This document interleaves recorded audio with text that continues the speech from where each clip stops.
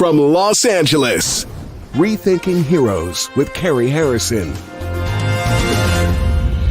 I've spent a decade taking a bite out of conspiracy theories, unraveling urban legends, and grappling with worldwide top secret issues. I've even racked up some of their awards. Wow, I mean, first of all, what a question. Journalism is about telling the truth, all while ferreting out the bottom line. I'm a Harrison Hellraiser. With me, Cary Harrison, as your guide. Rethinking Heroes with Cary Harrison.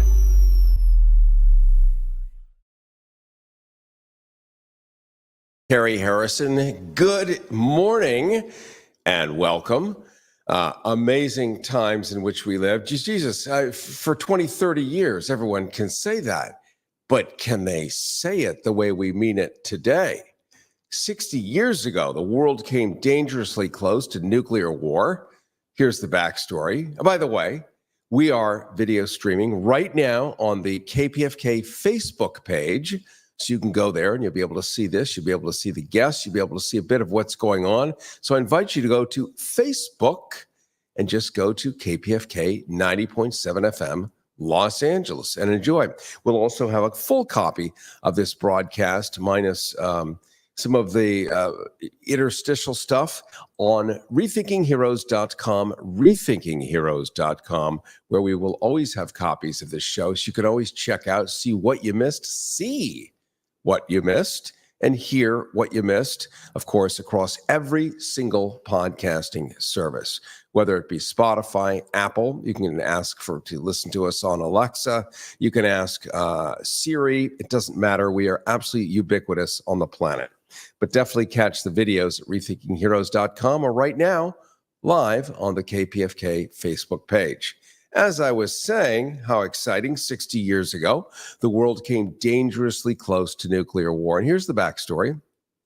1959, a revolution led by Fidel Castro, we all know about that, overthrew the Cuban government, and Castro established a socialist government aligned with the Soviet Union. So let's not forget, this wasn't just, hey, Che Guevara, let's just do this little experiment. No. Full backing. Otherwise, you're a tiny little island that has been supplying showgirls to the U.S., supplying all the sugar cane to the U.S. You're not going to pull this unless somebody bigger has your back. That bigger was Russia. Russia today, 90 miles off the U.S. again. Russia today, if you were to just Google in there, Russian spies in Mexico, you would find that we have the most amount of Russian spies in Mexico in all of U.S. history. In other words, we are surrounded by them, surrounded in Central America, Latin America. Why? Because the Russians are trying to push them all communist, the way you and I know that word, and have one big kumbaya. This is Putin's big plan to rebuild the Soviet Union, just surround us once again. Let's get back to what happened in the 1960s, the famous Cuban Missile Crisis. So the United States, we got nervous given Cuba's proximity to the U.S., like 90 miles off of Key West. If you've ever been to Key West, it's famous. There's a sign that says Cuba, 90 miles.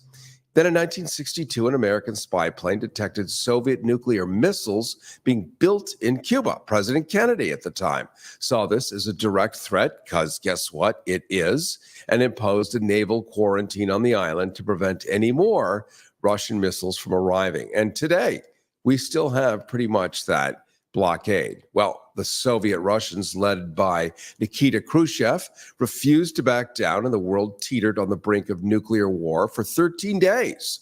The then only two superpowers, the United States, Russia, engaged in a very tense standoff. Ask your parents, ask your grandparents. Not fun, pee in the pants, oh my God, we're all going to die every single day. And both sides, by the way, refused to blink. So after a series of intense diplomatic efforts, Kennedy and Khrushchev reached a deal. The Soviets would dismantle their missiles in Cuba in exchange for a U.S. promise not to invade Cuba, which we have not done, although we've been sitting in Guantanamo since about 1905. 3, that's physically on Cuba. That Gitmo. You mean the ones where we took the Arabs and tortured them under Dick Cheney, swinging Dick Cheney and Rumsfeld and W? Guantanamo's physically in Cuba? Yes, it is. But it has been. That goes back to the end of the Spanish-American War. We won a little chunk. We live in that little chunk. We live in the middle of Cuba, well, on the edge anyway, waterfront property. But it's not on our shore, so we can torture, and it's not illegal unless you get caught, as they did. They got caught. It became very embarrassing, and we'll break that down another time, shall we?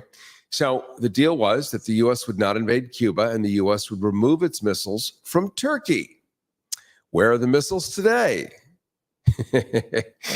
Israel, 150 nukes. Why do you think Israel we're having such a love affair? That's part of it, but they are the largest weapons cache for the U.S. today.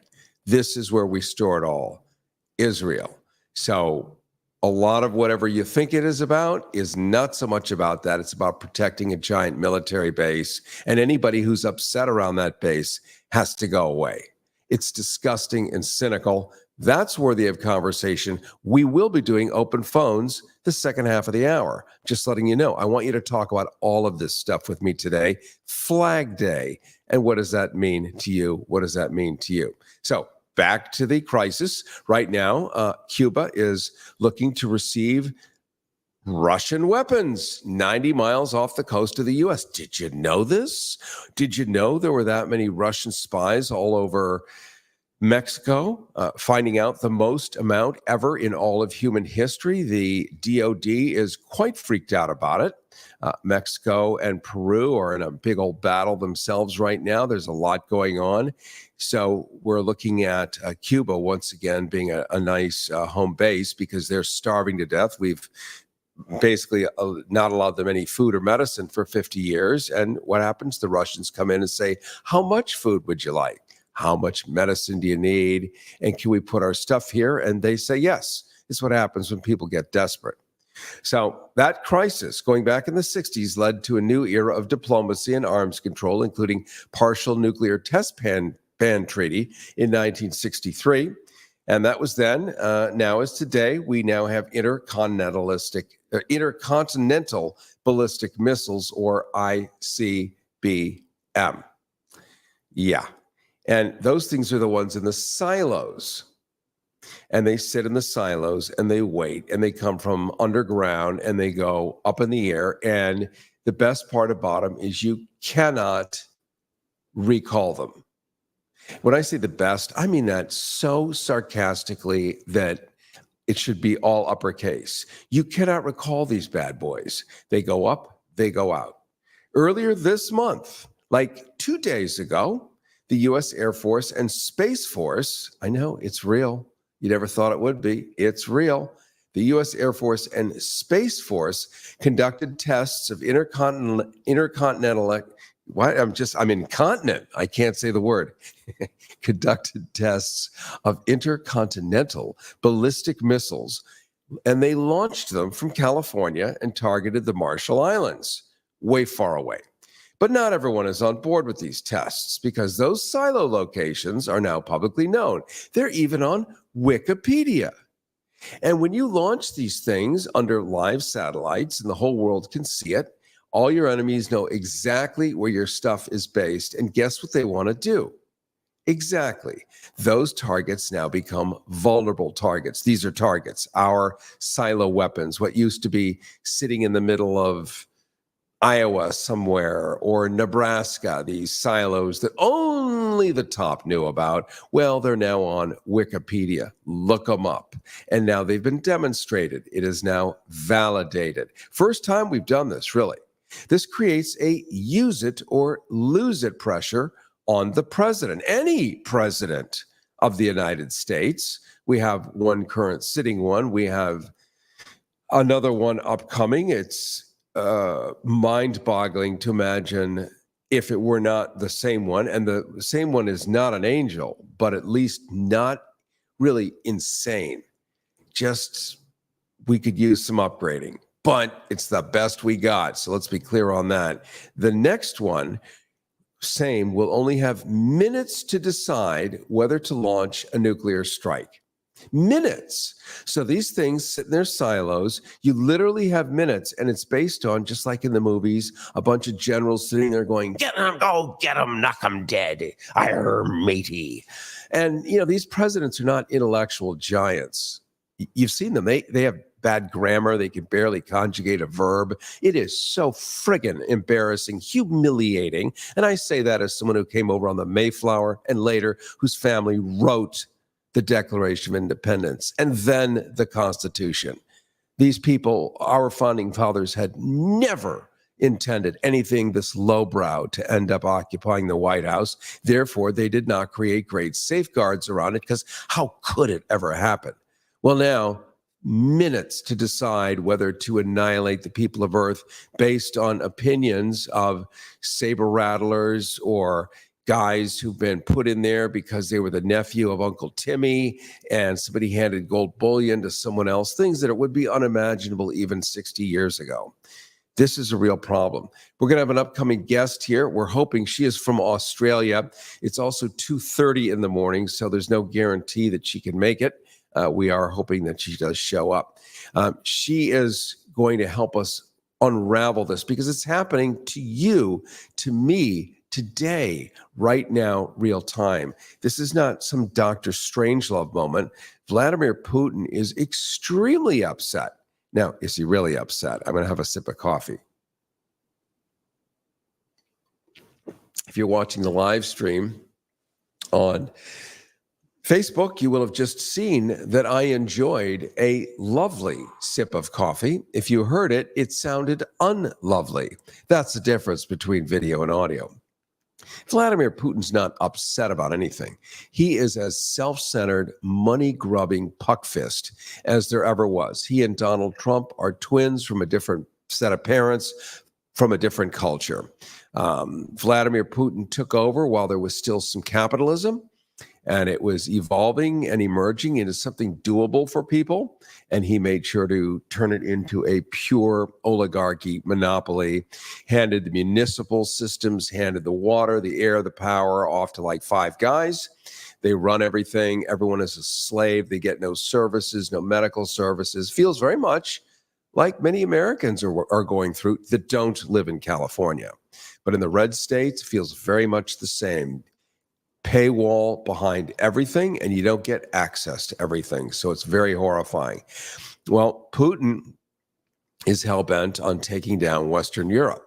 Western Europe has been a problem for him. He feels he owns the world. He feels the Soviet Union 2 years ago, you might have remembered famously only if you're paying attention, he put together the Soviet army for the first time, the Soviet army that had not been around since 1989, uniforms all repressed, refreshed, resewn, whatever the case might have been, and marched to them playing the Soviet national anthem and Soviet weaponry behind them, a 2-hour parade. It was just a nostalgia parade, much as we do reenactments here. We'll dress up as George Washington. We'll do our Civil War reenactments. This is different. This is foreshadowing. This is Vladimir Putin telling you, here's the plan. It's not a Russian parade with current Russian soldiers marching, which they are marching, as we know, throughout Ukraine, throughout much of the old Baltic areas. But this was the Soviet version, very ornate, middle of the square, right in front of the Kremlin, unmistakable. What it means, what it portends, what the plan is. Now you've surrounded the United States through Mexico with the biggest amount of Russian spies, people like Daniel Estulin, who will admit that he's Soviet in his heart, was born that way, will always be, that try to tell people how to spend their money and do this and that. They're all scammers out there to buy gold, do this and that. Anything they can do to undo our financial system, anything they can do to lie and make stuff up. And this is their job in their intelligence services, is to make stuff up and bring us down. So you need to know what's going on around you. And now Cuba is beginning to receive what appear to be Russian missiles or parts of missiles or supplies. Not illegal, because Cuba is, of course, being embargoed. We never did decide to shake hands, kiss, and make up with it so that it could become a protected area, much as the U.S. Virgin Islands or other things out there, or at least a simple protectorate, which would have been a wise move, not to mention the horrible resentment of starving people to death for 50 years. I took a trip to Cuba with 20 of you. This was in 2017. It was the final cruise to Cuba through KPFK. It was a fundraiser. One of the interesting ways that we found to raise money for the station, but it was my idea to pay you back. Yes. So instead of just saying, please give us money, have a nice day, bye, it was, nope, going to take you to Cuba for your investment and let you go to the Forbidden Land and meet the Cubans and see their life, eat their food, meet them. It was I want to say a missionary mission. You had to be. You couldn't go for fun. This was under Obama administration. I took 8 lesbian nurses, doctors actually, 8 lesbian doctors, and the rest were KPFK listeners. And the reason we took the doctors was that we brought medical supplies. We brought suitcases full of HIV meds, which they cannot get. Now, why? Why would you not be able to get HIV meds on Cuba? Because of the U.S. blockade, which means anything more than 3% of a footprint of U.S. made, created, or distributed is forbidden in Cuba by the U.S. blockade. Therefore, life-saving medicine for people is forbidden. If you go to Cuba, and maybe you've been to Cuba, you will see they really are using light switches from 1959. You really will see they are driving the family De Soto to the grocery store to buy food. A clunky 1950s car. It may look really shiny and new. These people are not car collectors. These people take these ancient cars and they keep rebuilding them, and they are a source of pride, and they don't have a ton of other stuff to do, and the cars look great, and it's a weird postcard, an anachronism in time, but they are in the world's worst shape. We did something radical at the time. Again, this was a fundraiser for KPFK. We did something radical at the time. I reached out and I got a hold of the chief of staff of what is her name? Anyway, the daughter of Raul Castro, and she is a big deal. She actually has an apartment in San Francisco. Go figure. It happens when you're the dictator's daughter. But she's a pretty good person. Her chief of staff hooked me up with her before the trip. We even got oh my God, we had so many different people involved that were so highly placed. Vandana Shiva joined in. She wasn't physically there, but she helped promote it. A lot of different people put voices in there. Mariela Castro. And we met with Mariela Castro in our boat. I'm going to pause for a second, just reintroduce, because we're about 19 minutes past. Cary Harrison with you. This is Rethinking Heroes, rethinkingheroes.com. We are live streaming right now on Facebook. You can go to KPFK's Facebook page. You'll also be able to see a version of this video on rethinkingheroes.com, rethinkingheroes.com. And I'm just retelling a story as I was talking about the ICBMs. I was talking about the Cuban Missile Crisis, which your parents and grandparents will hideously remember, as we literally are going to die today, aren't we? When the Soviets put nukes on Cuba 90 miles off the shore of the U.S., and for about 13 days, everyone thought everyone was going to die. And Kennedy and Khrushchev finally dialed that down. Well, the Cubans are now bringing nuclear parts or fissile materials, we're not sure, back into Cuba. And it has become a big deal again. And the U.S. just did our first ICBM test. That means just like a war movie where the ground opens up and the biggest of your missiles, the intercontinental ballistic. Why can't I say that today? You could hear, I got off a plane. I was in Peru for 2 weeks. at an altitude of 14,000 feet. And, then you get on the plane, and it's not like the old days where they used to clean the air in the plane. The exhaust from the plane in front of us on the runway in Lima was just blowing into the plane for about 90 minutes because, why not just sit on the runway? Isn't that what we all do now, 2-3 hours? And I was breathing that for 4 hours. So brutal. So please forgive now that I know you will. So my point, my train of thought derailed wildly all over the tracks here. My point was we met with Mariela Castro. I got a piece of the original 1978 hand-sewn gay flag, the original one. A lot of you have seen photos of it over 5 miles long or a mile long over Fifth Avenue back in the day. It went over Key West. Well, a piece of that took it to Cuba and planted it in the soil with her. Why? Because had it been a U.S. flag, it would have been an act of war. But it was a gay flag, so it was an act of peace, using a very odd set of bedfellows. Wouldn't you agree? But what does Mariela Castro do? She runs a health organization alongside the Cuban National Health Organization. Hers is called Cenesex, CNESEX. And what she does, the federal government does, but they look the other way. She is running an entire advanced medical system, which is why I brought 8 doctors and you. We got an exclusive tour behind the scenes, which is a perfect pivot right now into me pointing out why KPFK is amazing. We took you there because we wanted you to be able to have that experience. And trust me, we're going to keep finding new ways to reward you for having stuck with us for all these years, to reward you for having helped us during our time of need.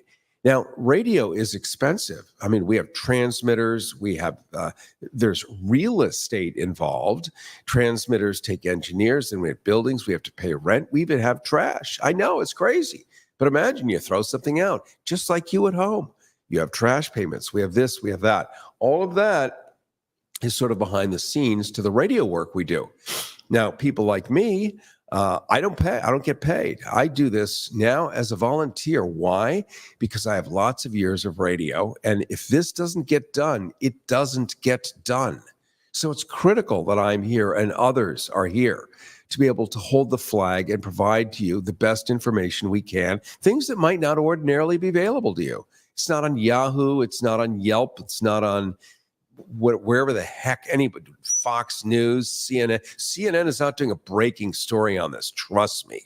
They're doing a breaking story on probably the quality of fudge in Israel, and can you still buy tap shoes at a certain store? That's being very mean to CNN. They do a pretty decent job, all in all, lately. But you know what I'm saying? You don't really know what's going on. What's the big crap that they're not telling you? That's the stuff that we do here.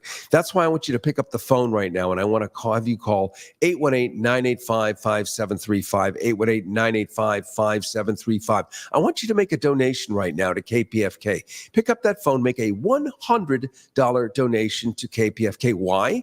Because that is your legacy. Sure, you're going to leave $1 million to your children. I don't know who you are, but a lot of you have that. That's your plan. That's great. But if you left, it made a $100 donation today, that legacy donation would hit tens of thousands of people. $100, not to your children. Still give whatever you want to your children. But these are the children you've never met. These are the children of other listeners. These are the grandchildren of other listeners. These are the children in states like Florida, Mississippi, Alabama, places like that where this show, as an audiobook, which it renders into, is forbidden. It is banned. And I'm making audiobooks of these shows to make them double banned in states like that, and we're going to donate them. And that's part of what you're doing. You're making this stuff possible. You're making information that is impossible for other people to have access to possible. You are creating the school that could not exist otherwise. So pick up the phone and use public radio the way it was meant to be, for the public. Use it as a tool of education, as a tool of insight and enlightenment. Also know that we're going to be doing live phones in just about 10 minutes, and I want you to light up the lines at the same numbers, 818-985-5735, 818-985-KPFK, 818-985 KPFK. And let's talk about some of these issues and why this is happening and where you can find out how it's happening, where it's happening, and why they're not telling you. And you and I know why, but let's discuss it. Let's remind people who may not be up to speed on this. Pick up the phone right now. Call 818-985-5735, 818-985-KPFK. Make a $100 donation and support this amazing radio station. This is the strongest FM signal west of the Mississippi. Wrap your head around that. Maybe you can't. Maybe you're like, I don't get it. So what? Well, let me tell you this. If you had a radio station that had the strongest signal west of the Mississippi in the United States, e pluribus unum, would you want to have that radio station? You better believe it. Would Cumulus want it? Would CBS want it? Would anyone want it? Yeah, and our spectrum is perfect for country music. If they had a country music station, the strongest radio station west of the Mississippi, they would walk away with hundreds of millions in advertising revenue. But we're not going to give it to them. No, it's your radio station, and you pay. You donate tiny fractions, but it keeps it here for you so that we can give you this information. So please pick up the phone right now and call 818-985-5735, 818-985-KPFK, 818-985-5735. $100 donation. You are going to create the school that other people literally do not have access to. We are back to the 1950s. Why bother even busing people anymore? Just don't give them school. Privatize them, make them Christian schools as they are coast to coast, especially in the deep South. Now you don't have to worry about people of color even showing up because there's nowhere to go. And they can't complain because they don't have any representatives. This is how we get the information out. $100 donation right now. Pick up the phone, 818-985-KPFK, 818-985-5735. And I am going to throw in, I'm not even going to call it a thank you gift. It's nothing. It's because I love you. I'm going to, everyone who does this, who donates to Rethinking Heroes today, when you go to rethinkingheroes.com later, not live during the broadcast, because I know our guy Mike is running around like an octopus, but you're going to find a link.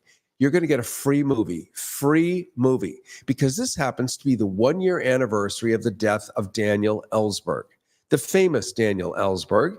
And a little over a year ago, when he was still able to talk, we had him on talking about the dangers of heightened nuclear war. And we are sitting in this Cuban Missile Crisis once again today with Vladimir Putin seriously thinking about using nukes, which is why we, the United States, for the first time, fired these gigantic underground ICBM missiles into the space. Wikipedia has a whole map of them now. You can look online to Wikipedia, see where every single silo is located.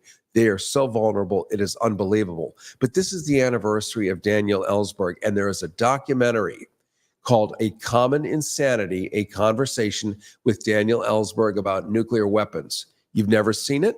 It's never been out there. We have a copy of it. When you go to rethinkingheroes.com after the show, you're going to get a link for it. You're going to be able to watch the entire 37-minute film.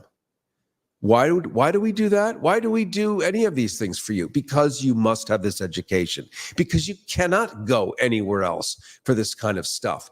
That is for you. A Common Insanity, a conversation with Daniel Ellsberg about nuclear weapons. You can see it. Ellsberg's latest book, The Doomsday Machine, Confessions of a Nuclear War Planner, you may have remembered that if you've been with me a few years, pointed to scientists' conclusions that a thermonuclear war would cause nuclear winter and doom almost all of the Earth's inhabitants. Daniel Ellsberg, as you recall, used to be with the Rand Corporation, and his job was to find this stuff out. And when he did, well, he had to go bye-bye. And you'll remember, he was the one who famously got published all of the BS during Vietnam War, published in the New York Times, called the Pentagon Papers. And Dick Nixon dicked him until the cows came home. He was a true superstar. So in this documentary, which you'll get at rethinkingheroes.com after the show, you're going to, really be asked the question, can humanity survive the nuclear era? We don't know. Daniel Ellsberg said he chose to act as if we had a chance. So we're honoring him on this anniversary of his death. You can go to rethinkingheroes.com. You will get for free that entire documentary. It's just a bonus for you having been so good and hanging out and participating after all this time and supporting this wonderful radio station. Now, we were going to get deeper into the ICBM launch, but I think we have fully covered that right now. So let's open up the phone, shall we? We're going to take a quick break. When we return, we're going to play a couple of promos. I may go blah-bitty-blah a little more, but I really want to hear your voices at 818-985-5735, 818-985-KPFK, 818-985-KPFK. You can also make a secure donation by going to kpfk.org. Did you know that? And then a drop down, it says Rethinking Heroes. Put it in there because it does help. I'm also going to be building a tour to Normandy for those of you who want to see World War II like you've never seen it. It's not accessible to people. I'm going to make an easy tour as I took you to Cuba, and you're going to meet some amazing survivors. You're going to see places that are off limits to others. I have access, through educational access, to take you to places you've never seen. We're going to do this to help raise money for this radio station. Many of us feel that giving you back for all that you've done for us is a good method as well. I know that's where I come from, so stick with me and you're always going to enjoy that. Open phones, 818-985-KPFK, 818-985-5735. Cary Harris with you. This is Rethinking Heroes. Listen while it's still legal. Rethinking Heroes with Cary Harrison. RethinkingHeroes.com.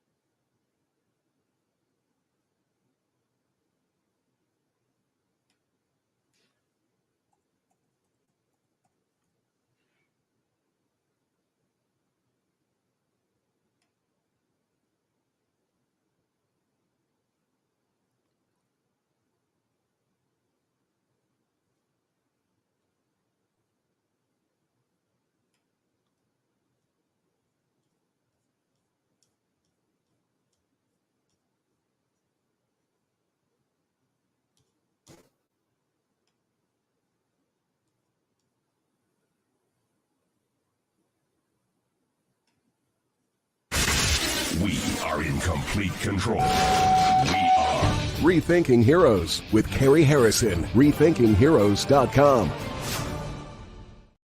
And it is Rethinking Heroes, rethinkingheroes.com, where we are live streaming right now on our Facebook page, our KPFK Facebook page. Just go to Ding Facebook and look up KPFK 90.7 FM Los Angeles, and you'll be able to watch a portion of this.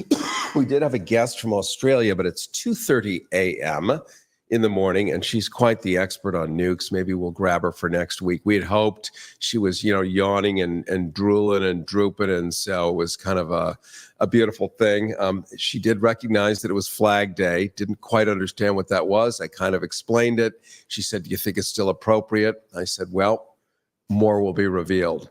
So what I was able to do was sort of take you through the whole ICBM cluster, because what happens, and we're going to jump to your phones in just a second, is when an ICBM is launched by any president, it cannot be recalled.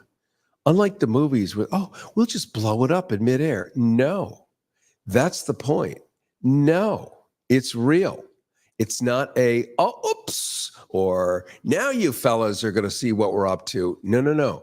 It's permanent. And now Wikipedia has listed all of our nuclear silos because we went ahead and used them, opened them up in front of the satellites, every one of them, and then blew those bad boys right out of farmers while they're sitting there standing next to their cow. It feels like an earthquake, and a giant thunderous missile comes tearing out of the earth straight up in the air. And we got to test these things. We don't do this stuff. Now everyone knows where they are, and that becomes a real problem. I'll finish up the Cuba story and what we did with Castro, and really made serious history. And I have pictures for it, which I should share with you guys.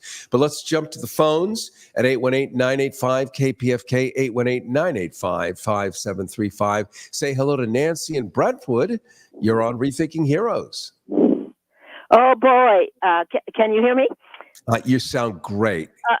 Okay, listen, there's so much I want to say. Let's start with this. The Russians, when they go to Cuba, I hope that they send the stuff that the Cubans need, like the heart pacemakers, I think they're called, and things like that. That's what they need because of what the U.S. has been doing.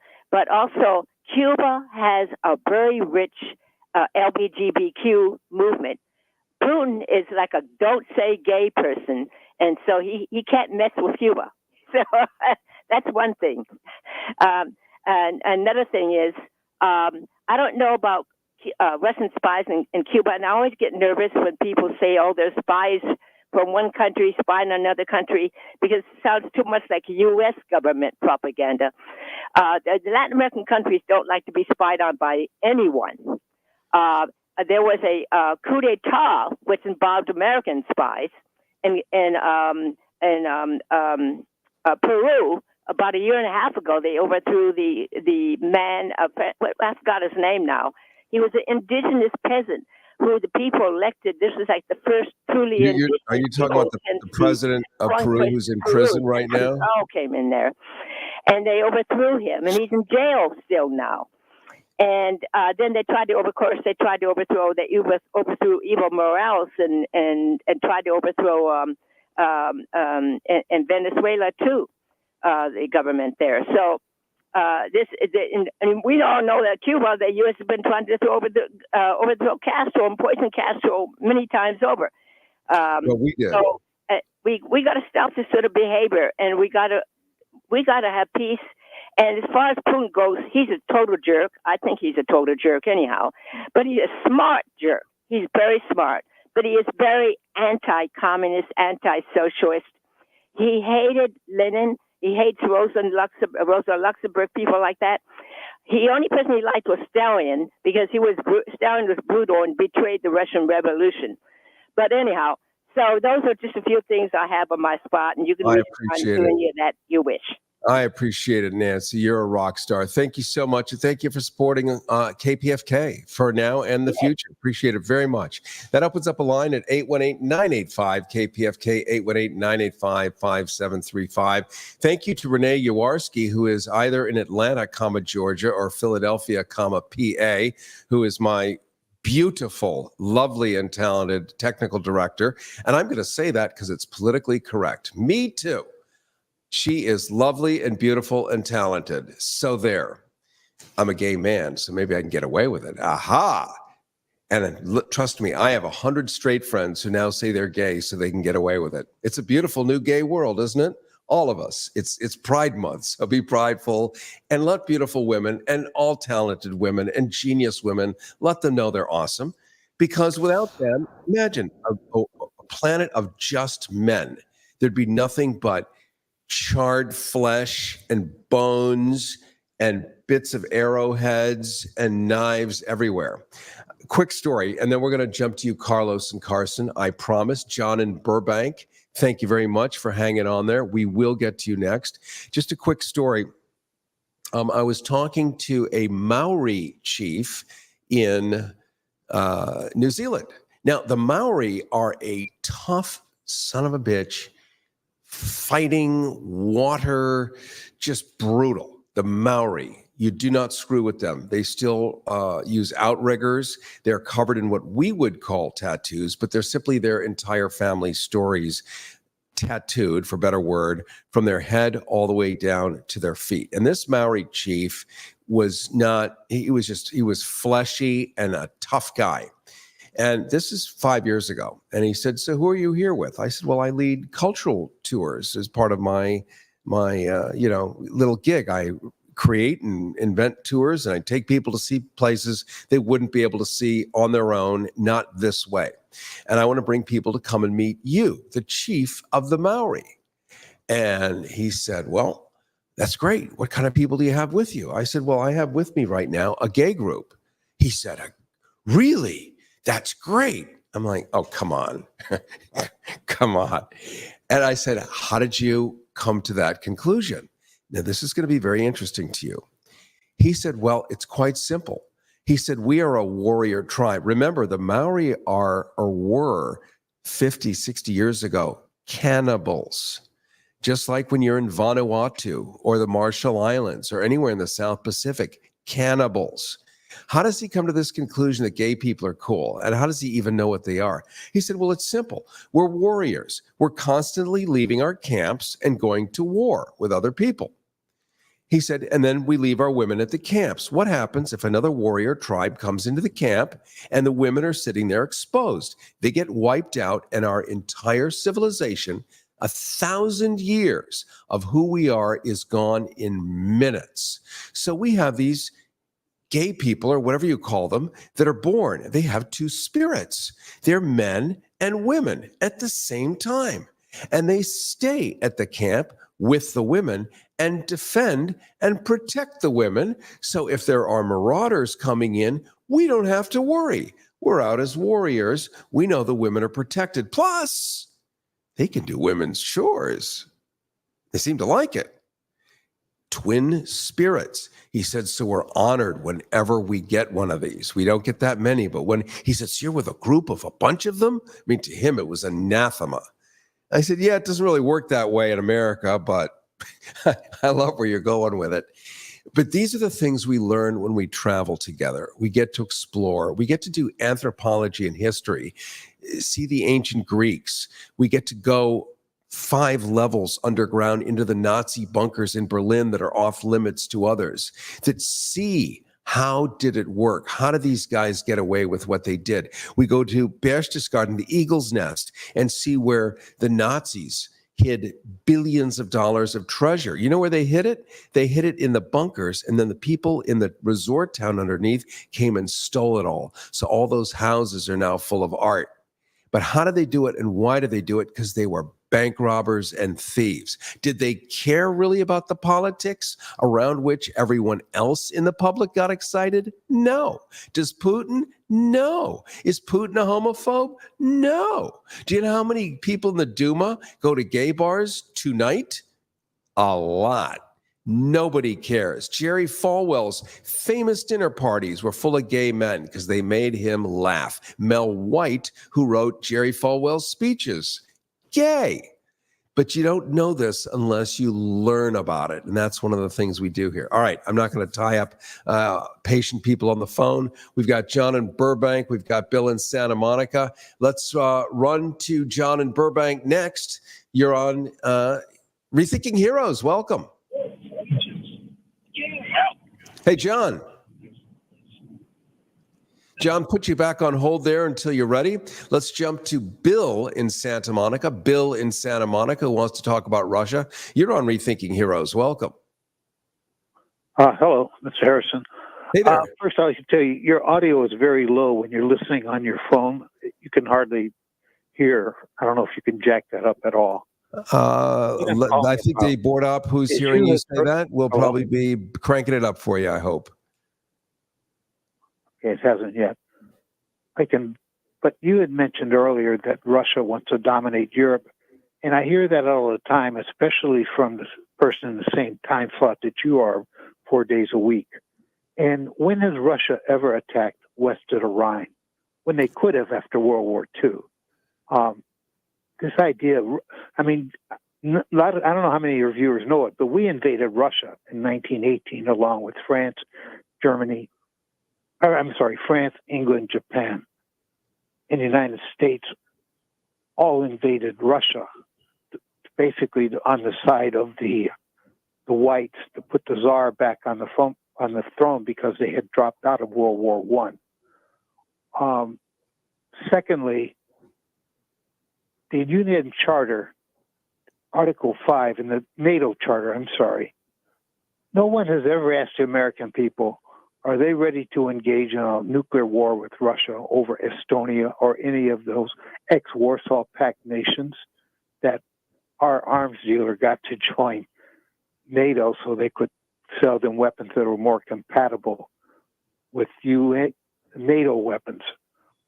Do you think the celebration for D-Day, there never would have been a D-Day had it not been for Russia. After D-Day, Russia killed 7 out of 8 German soldiers. They lost so many people to the Germans, but yet they weren't even invited to the celebrations. Had it not been for Russia, they would have thrown the D-Day invasion back into the sea. They had basically a skeleton crew, the Germans did, because they were so busy fighting Russians. Yeah, and there is no denying. I'm sorry. You're correct. There is no denying Russia's participation in World War II. Russia certainly took over half of Germany, walled it up, and created that hideous paradise that everyone knows about historically.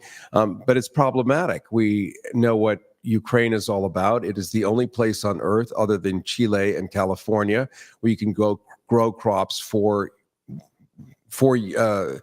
any time of year. It doesn't matter, winter, summer.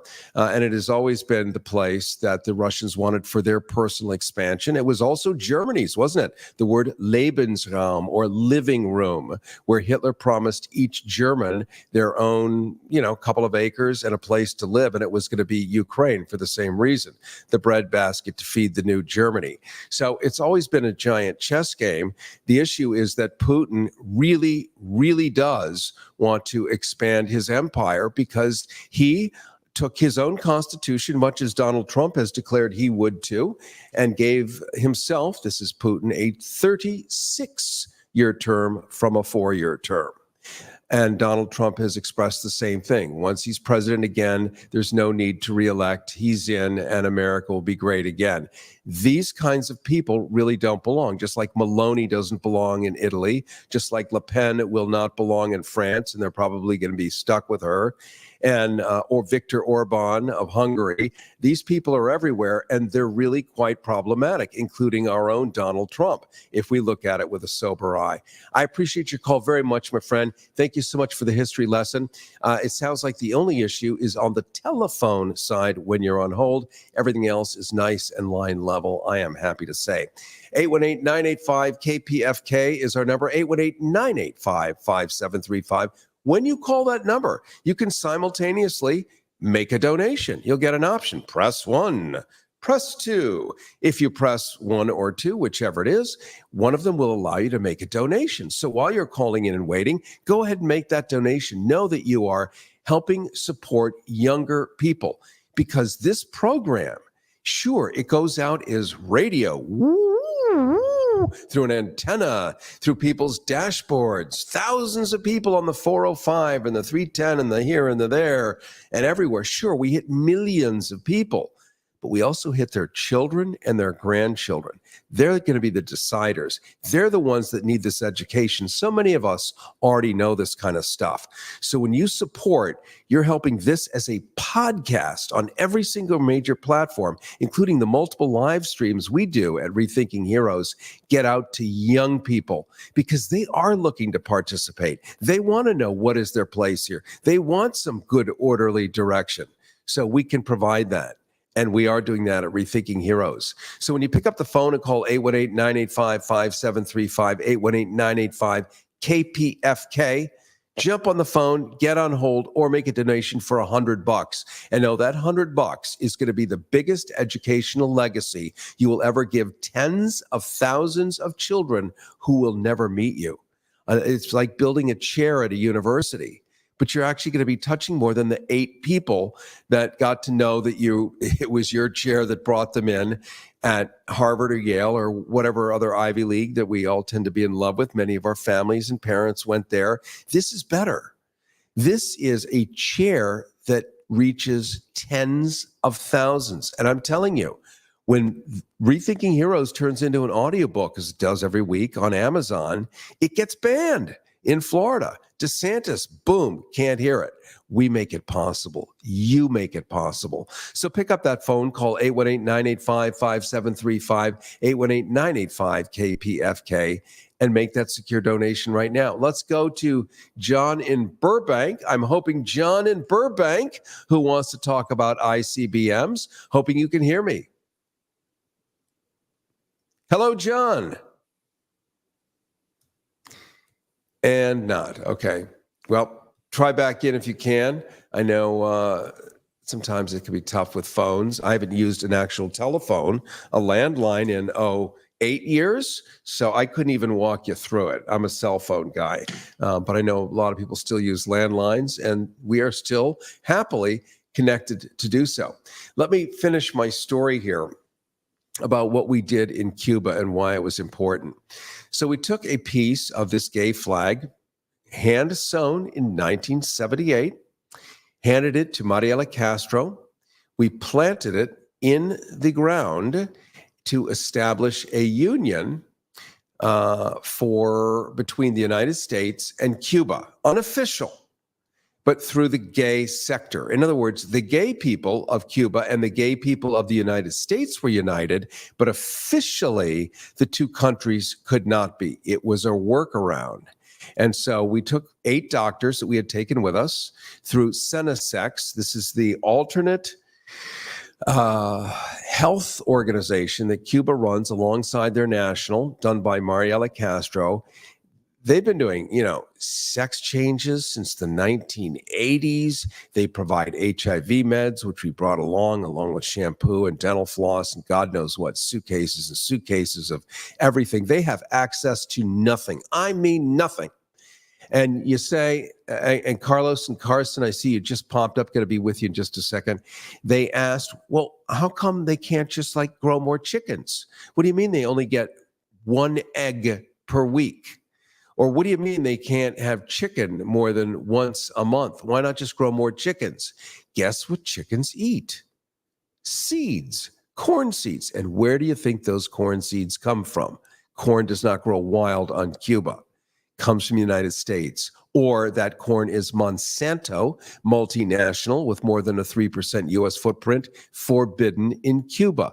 So food to even feed the animals, forbidden. Therefore, not enough animals. Therefore, everything is rationed. That's how they live. But you had to see it with your own eyes. And one final moment before I go to Carlos and Carson. The deal that Obama cut with Fidel Castro at the time and his brother Raul, Fidel was already in his 90s, way on his way out. They went to the Vatican and cut the deal, the agreement that they would reopen the U.S. Embassy for the first time in 50 years.